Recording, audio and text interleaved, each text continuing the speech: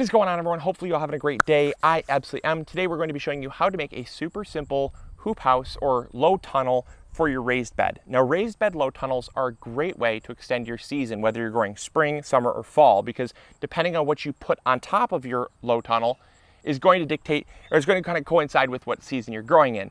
So for instance, right now it's still very hot out and we want to grow some really early spinach because normally we have to wait about another month to month and a half or so to start spinach because it bolts so quickly and you need really cold temperatures to keep it nice. And we're also going to grow some lettuce as well. And we also have some miniatina here that we'd like to keep from bolting because we love our salad greens. And so we're going to be using shade cloth for that. But shade cloth can be used in late spring to extend your spring crops. It can be used in midsummer to even grow some of your lettuces and things like that. Shade cloth can also be used in early fall to grow some more cooler crops, because what it does is it limits the exposure from the sun by filtering out or creating shade to obviously lessen the effect of the sun's strength.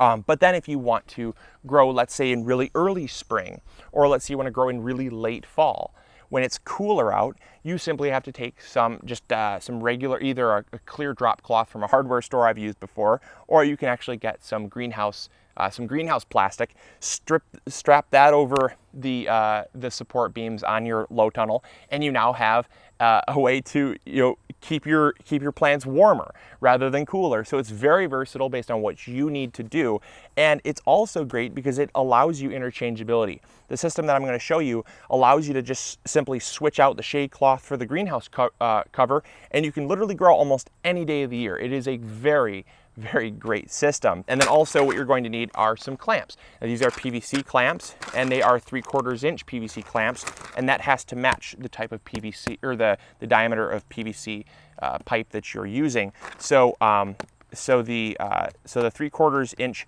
PVC obviously will be your choice because you're using 3/4 inch PVC clamps. I find that the 3/4 inch is the best way to go. Inch PVC is nice. It just gets a lot more expensive, and I don't find it has a whole lot of structural difference. Obviously, it will hold a little bit more, but if you can justify the price, sure enough, go with it. They make 1-inch PVC clamps as well. They make 1/2-inch PVC clamps. But yeah, so I got the 3/4 inch because that's what worked in my budget. And then you're also going to need some pipe straps. This also has to match the diameter of your PVC pipe, because these have to go around the PVC pipe to strap it to the beds. So these were like $1.50 a piece at our hardware store. They're really inexpensive. Those will be great for you. And then also you need just some wood screws to screw in the pipe straps there. Also, what you're going to need is some, obviously the big elephant in the room here is the PVC pipe. Now, this is 3/4 inch, not PVC pipe. This is PEX pipe. Not totally sure what the difference is. It does not matter. So you just need something that is bendable, something that is able to be clamped to. I imagine you could probably do this with metal even, if you could find a way to bend, aluminum or steel piping, things like that. I choose plastic because it's the most inexpensive and it's quite durable. So this is a 100-foot roll. You don't have to get a 100-foot roll. It was just what was available to me. If you don't want to buy a full roll of this stuff, there's a great calculation that's going to save you a ton of money. And that is going to be calculating the length of an arc. Now, this is it seems really complicated, but I promise you guys it's going to be really easy. That's how I found out how much total PVC pipe I would need based on the length of each support beam. And to find that is going to be based on your dimensions. So don't follow this video. I repeat, do not follow this video. Follow the calculations and then determine how much PVC pipe you're going to need, because otherwise it's going to be way different for everyone, because there's different dimensions of beds for everyone. So what I did was I found the obviously, since you're going in a linear line, you do not need to calculate very much. It's 180 degrees. 180 degrees is a straight line. But what you need to do is you need to take that 180 degrees straight line, divided by 360, because that's what makes a full circle. There's 360 degrees in a circle. You take 180 divided by 360, you're going to get 0.5, okay? You take that 0.5 and multiply that by 2 times pi r. So the r is the radius. Now, where do you get the radius from? The radius is how high you want the arc to be. So I decided I wanted my bed to, or I wanted my my low tunnel to be about 3 feet tall.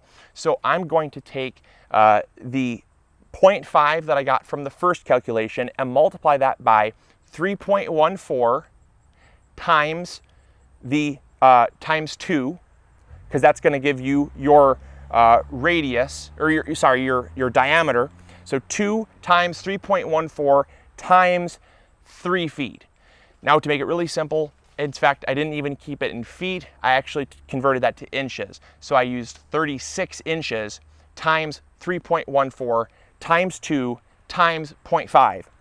And that gave me the length of my arc.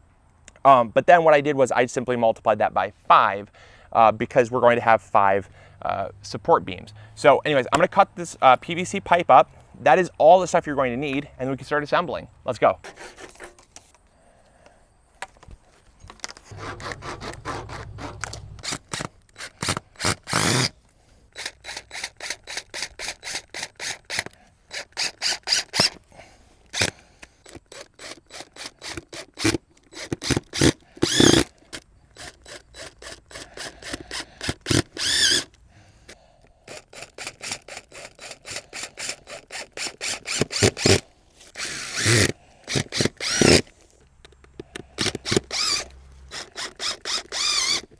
All right, so now to get the shade cloth on. It is hot out here. It's the very reason why we're using shade cloth.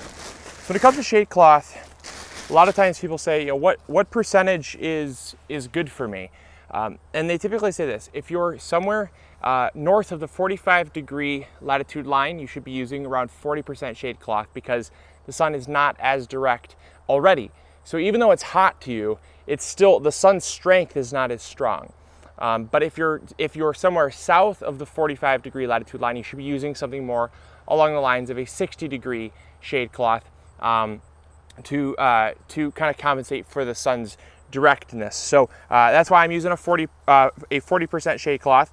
You also can make, I mean, they make 10%, 15%, things like that. You can have a whole different, you know, you can have a whole line of shade cloths, because the thing about shade cloth is that the more shade you add, the slower it grows. So if I'm using a 40% shade cloth in early spring here in Michigan, chances are the plants might actually just get leggy. They might not get enough sun to grow. So it's a very fine line you got to watch out for. But they're cheap enough that you can buy like a 15%, you can buy a 30% and a 40% to kind of compensate and switch them out and interchange them as needed.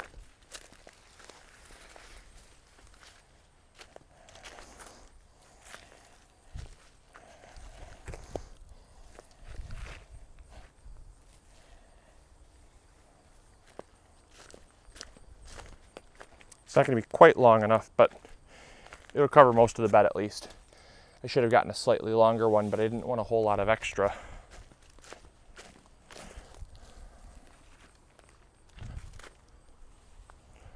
All right, I'm going to clamp this stuff. I'm going to clamp this side down first, and that way I can stretch it.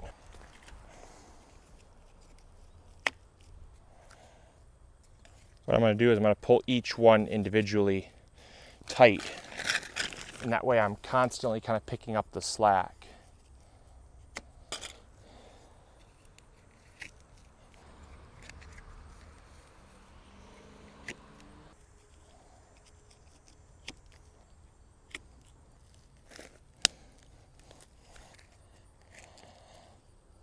So there you go. It is that simple to make a low tunnel for your raised bed. I really do hope you try this. It is something that should not cost a lot of money.